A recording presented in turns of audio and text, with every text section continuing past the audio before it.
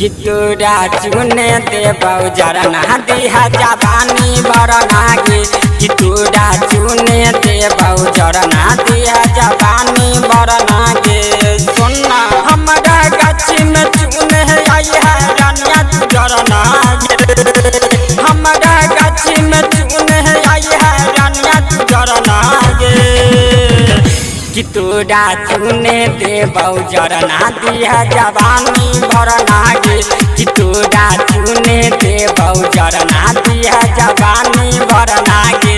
तेना तोरा चुने देबौ जरना बरना दिहा जवानी बरना गे तोरा चुने देबौ जरना बरना दिहा जवानी बरना गे भाड़ा नहला गावे के हम बताई दे तरीका गे तोहर हो जवानी न गिरता वहीं से दे पैया टीका गे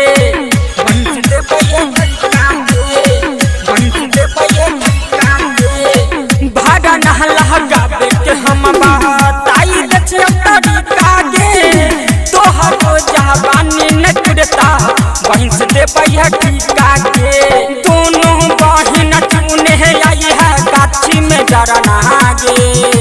दोनों बहिन चुने आई है गाछी में जरना गे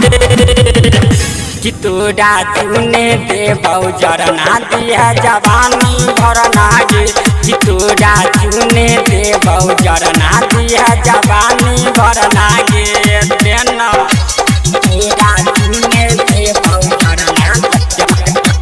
बरना दिहा जवानी भरना गे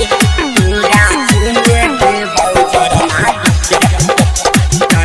दिहा जवानी भरना गे तोहरो जवानी के कबो ना हम बुत देबौ बत्ती गे ना सुना के हे गे छौरी देखैबौ अगरबत्ती गे देखैबौ अगरबत्ती गे देखैबौ अगरबत्ती गे तोहरो जवानी के कबो ना बुत देबौ बत्ती गे ना सुना के हे गे छौरी देखैबौ अगरबत्ती गे सुजित सिमनथवा शिवराज बाबा लिखे तू ही सुधारना गे सुजित सिमनथवा शिवराज बाबा लिखे तू ही सुधारना गे